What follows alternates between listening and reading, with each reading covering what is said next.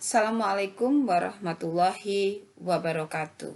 Bertemu kembali dengan Ibu Siti Mariatun pada mata pelajaran Bahasa Indonesia.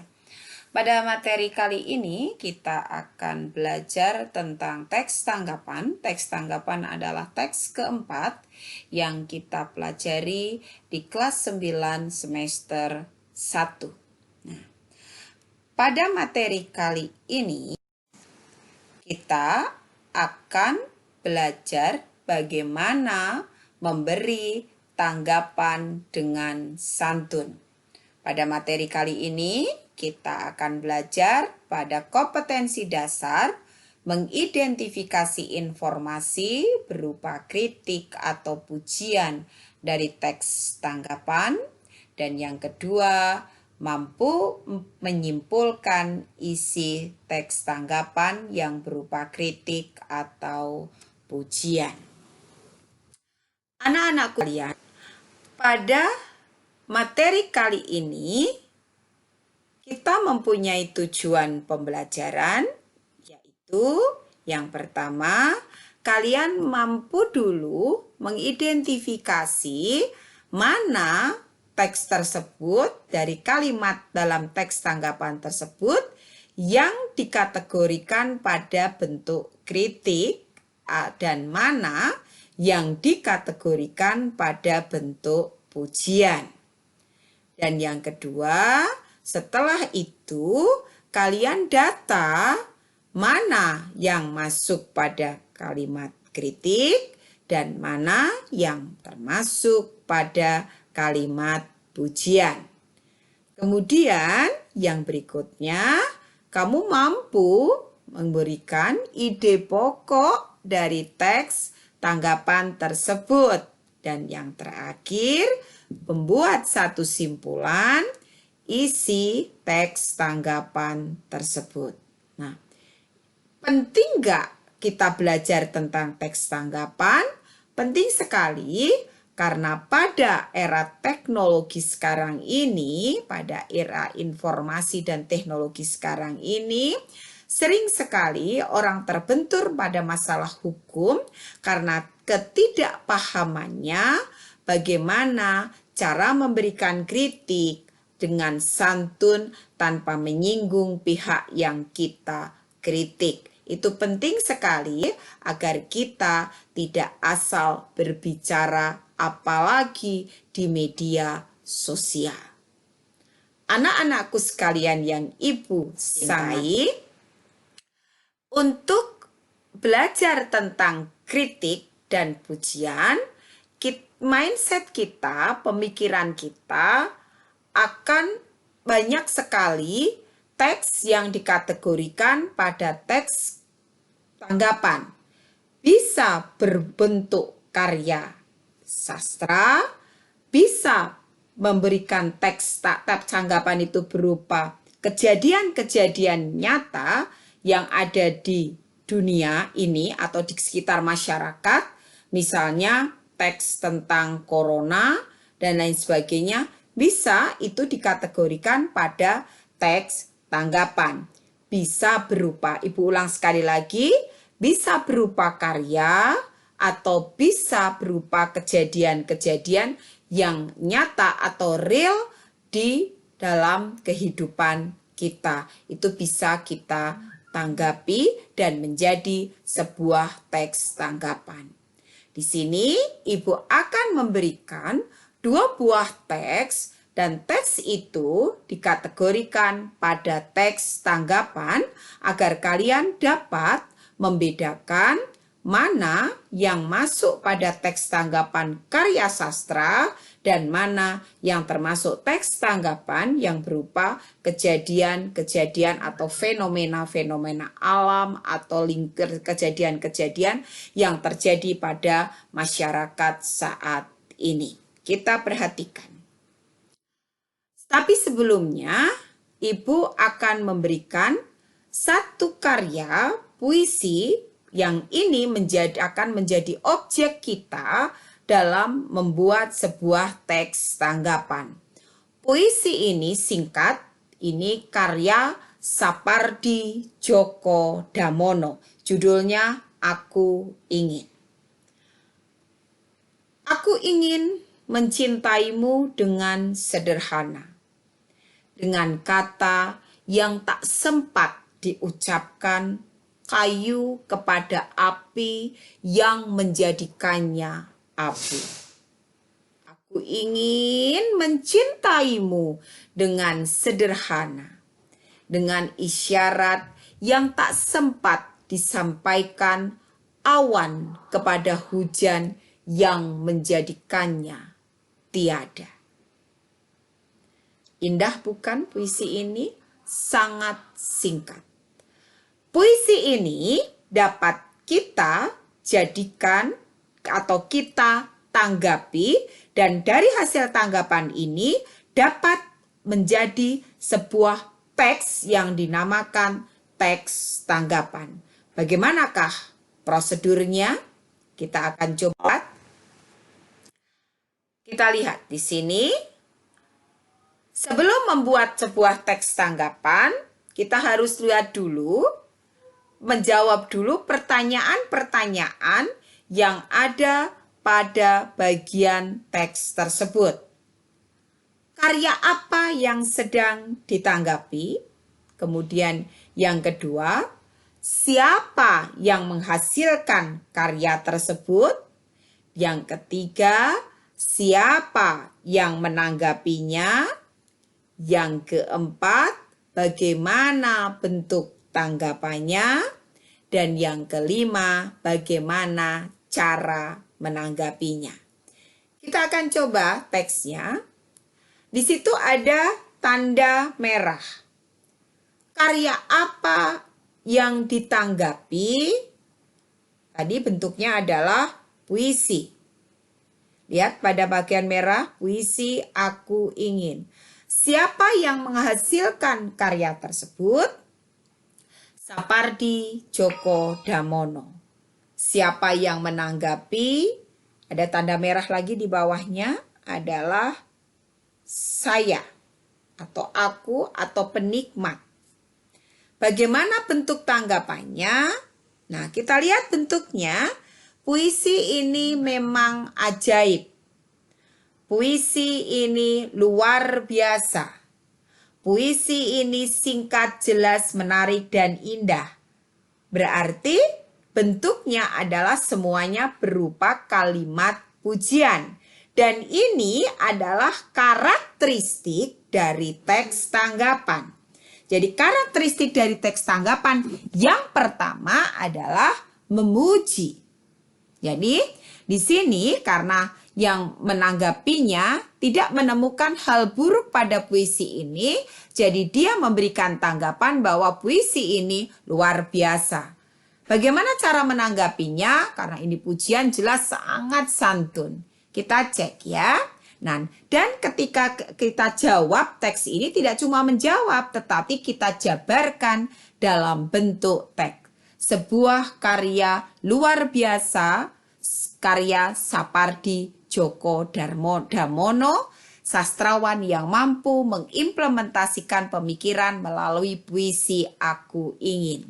Adalah puisi yang tergolong puisi cinta yang romantik. Kata-katanya sederhana, yang digunakan Sapardi membuat puisi ini lebih hidup. Intinya, jika Anda mencintai seseorang, segera katakan dan jangan sampai dia pergi begitu saja.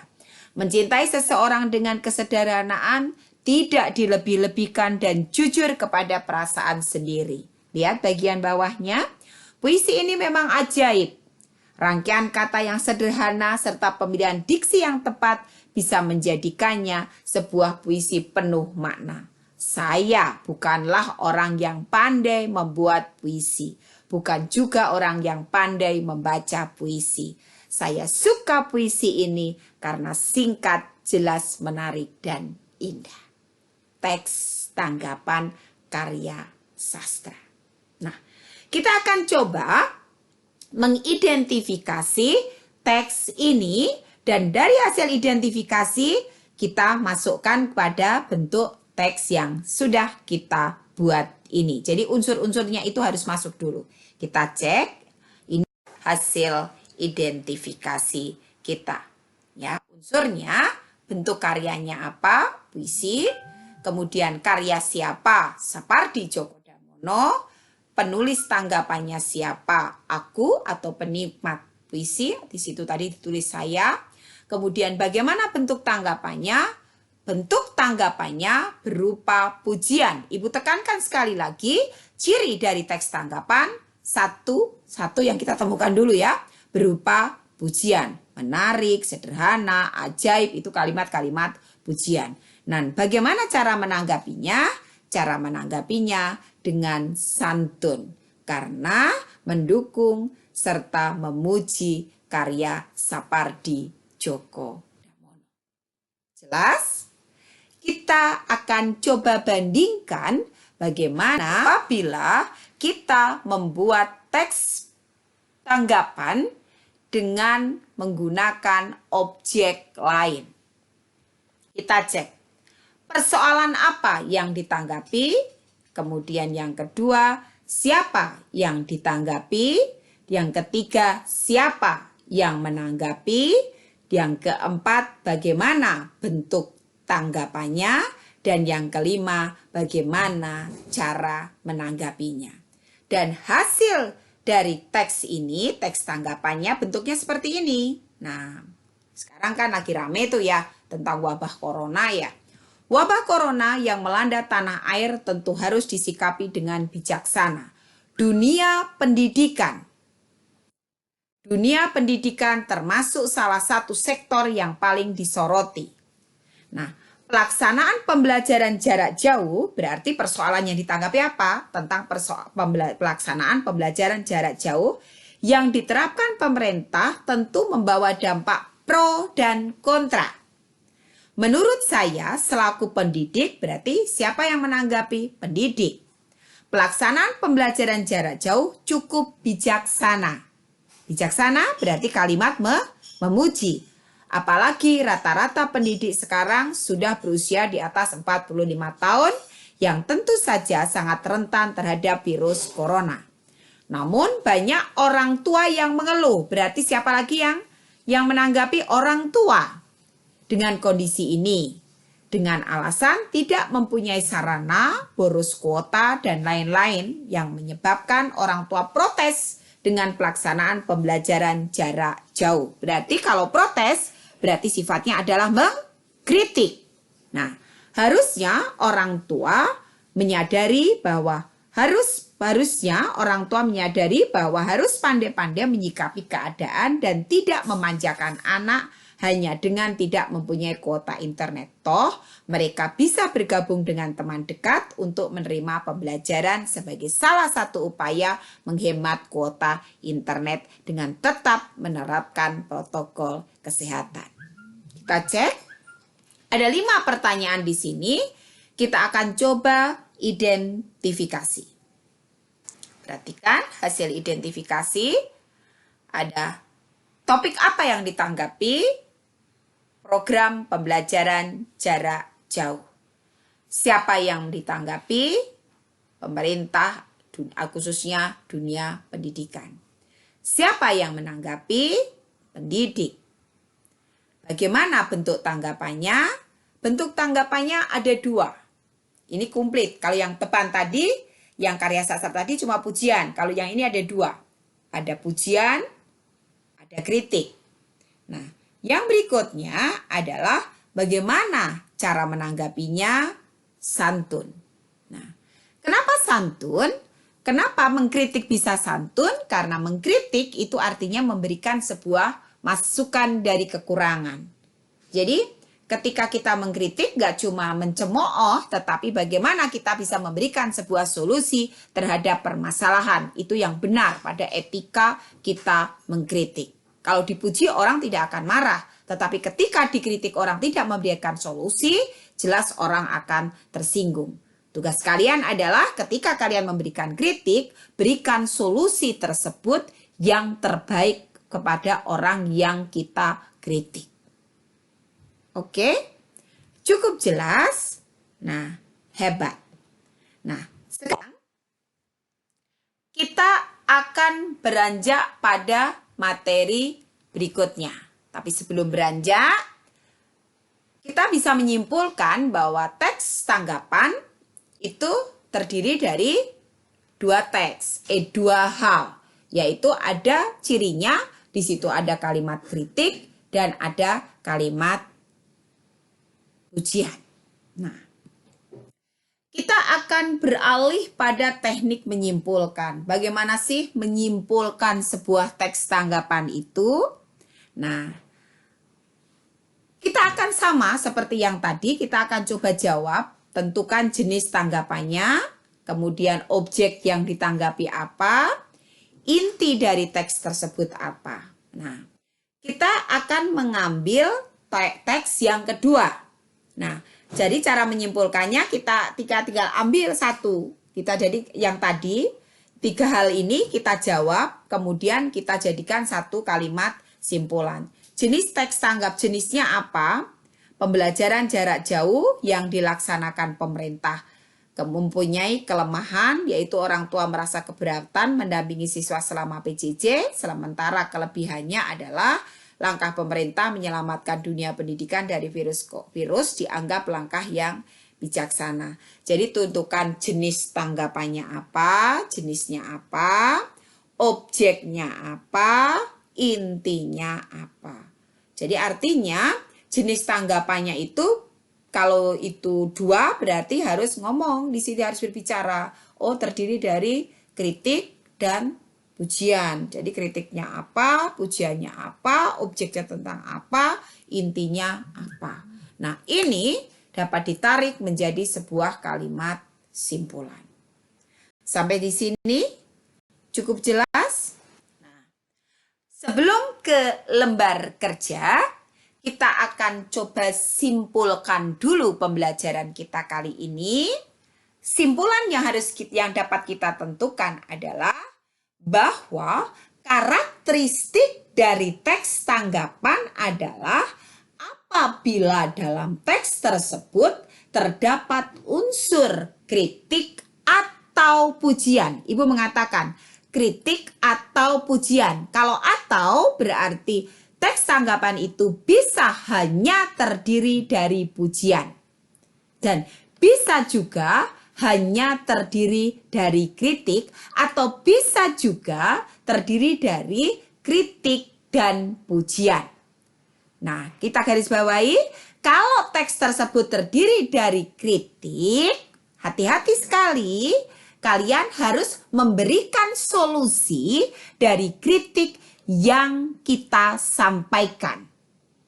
Jadi jangan cuma mengkritik, tidak memberikan solusi. Itu namanya tidak bijaksana. Jelas? Nah, bagaimanakah cara menyimpulkannya? Cara menyimpulkannya kalian ambil intinya atau ide pokoknya tentang apa yang dibicarakan, bentuknya kritikkah atau pujiankah, kemudian ide pokoknya berbicara tentang apa, jadikan satu kalimat simpulan. Jelas? Nah, sekarang selanjutnya untuk mengukur kemampuan kalian, Ibu akan berikan lembar kerja pada KD 3.7 dan 4.7. Untuk KD 3.7 itu ada pada poin 1 dan 4. Nah, sementara untuk KD 4.7 itu pada poin yang ke-5.